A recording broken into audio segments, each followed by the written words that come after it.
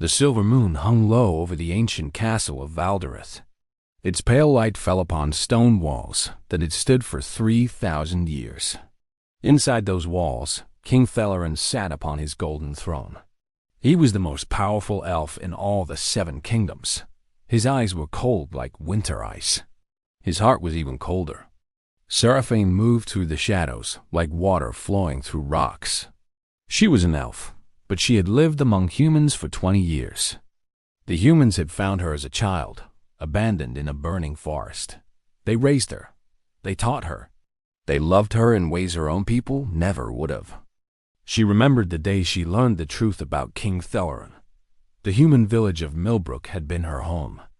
Simple farmers and craftsmen had given her everything. They never cared that her ears were pointed or that her eyes could see in darkness. To them, she was simply Sira, the girl with the gentle smile. Then the king's soldiers came. They called it a cleansing. They said humans were spreading too fast across Elven lands. They said the balance of nature needed to be restored. Seraphine had been away that night, hunting in the deep woods. When she returned, Millbrook was ashes. Every man, woman, and child lay dead in the streets. Her adoptive parents, her friends, the baker who always saved her fresh bread, the blacksmith who had made her first knife, all gone. That was 5 years ago. Since then, Seraphine had trained with the deadliest killers across 3 continents. She learned the ancient art of shadow walking from the monks of the Eastern Mountains. She studied poison from the snake handlers of the southern deserts. She mastered the blade from a human warrior named Marcus, the only man who had ever defeated an elven knight in single combat. Marcus had taught her something more important than fighting. He taught her that humans were not the lesser race that elves believed them to be. Humans were creative. Humans were adaptive. Humans could accomplish in 50 years what elves could not do in 500. Their short lives made them burn brighter than any eternal flame. Now Seraphine stood in the shadows of King Thelerin's throne room. The king was hosting a celebration. Noble elves danced in circles of light while musicians played songs older than human civilization. None of them noticed the silent figure watching from the darkness. Seraphine had spent months planning this moment. She had studied the castle's layout by working as a servant.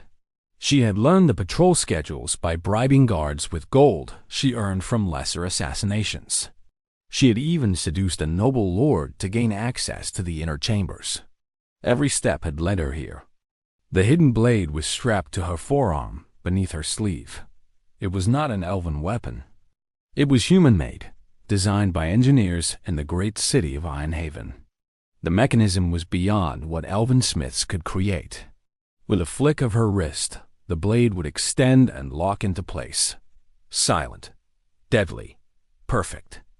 King Thelerin raised his crystal goblet and smiled at his guests.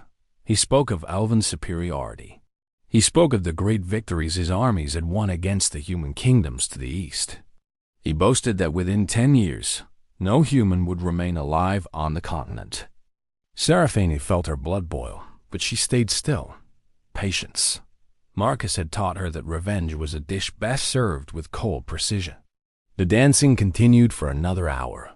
Seraphine waited. She watched the king drink more wine. She saw his movements become slower, his awareness dimming. The other nobles began to leave the hall in small groups. Guards grew tired at their posts. The night deepened. Finally, the king announced he would retire to his chambers. He walked toward the private staircase at the back of the hall. Only 2 guards accompanied him. This was the moment. Seraphine moved. Her feet made no sound on the marble floor. She had spent years training to walk without noise. The first guard never saw her coming. She struck the pressure point on his neck, and he crumpled silently. The second guard turned, but her hand was already over his mouth. A quick strike to his temple, and he fell beside his companion. King Thelerin continued walking. He had not heard anything. His wine-soaked mind was focused on reaching his bed. Seraphine followed him up the spiral staircase. The stones were ancient here, worn smooth by countless feet over millennia. Torches burned in iron holders, casting dancing shadows on the walls. The king hummed an old song to himself, unaware of death stalking behind him. He reached his chamber door and pushed it open. The room beyond was magnificent. Silk curtains hung from ceiling to floor. A massive bed dominated the center space. Windows looked out over the moonlit kingdom that Thelerin had ruled for 300 years. Seraphine slipped inside before the door closed. The king walked to his window and looked out at his lands. He sighed with satisfaction. Tomorrow he would send another army against the human border towns. Tomorrow more villages would burn. Tomorrow more children would lose their parents. There would be no tomorrow for King Thelerin. Seraphine stepped out of the shadows. The hidden blade extended with a soft click. The king heard the sound and started to turn. He was too slow. The blade found its mark between his ribs, piercing his heart before he could draw breath to scream. His eyes went wide with shock. His mouth opened, but no sound came out. He looked down at the blade protruding from his chest, then up at the face of his killer. Recognition flickered in his dying eyes. He knew her. He had seen her face in reports from his spy masters. The elf girl who lived among humans. The one who had sworn vengeance after Millbrook. Seraphine leaned close to his ear. She whispered the names of everyone who had died that night. She recited them like a prayer, each name a separate wound. The baker, the blacksmith, the children who had played in the streets, her adoptive mother who had sung her to sleep, her adoptive father who had taught her to fish. The king's legs gave out. He slid to the floor, his blood pooling on the expensive carpet. His golden crown rolled from his head and clattered against the stone wall. Seraphine withdrew her blade and cleaned it on the king's robes. She looked down at the body of the most powerful elf in the world. He seemed so small now, so weak. All his armies and all his magic had not protected him from a single woman with a hidden blade. She walked to the window and looked out at the kingdom.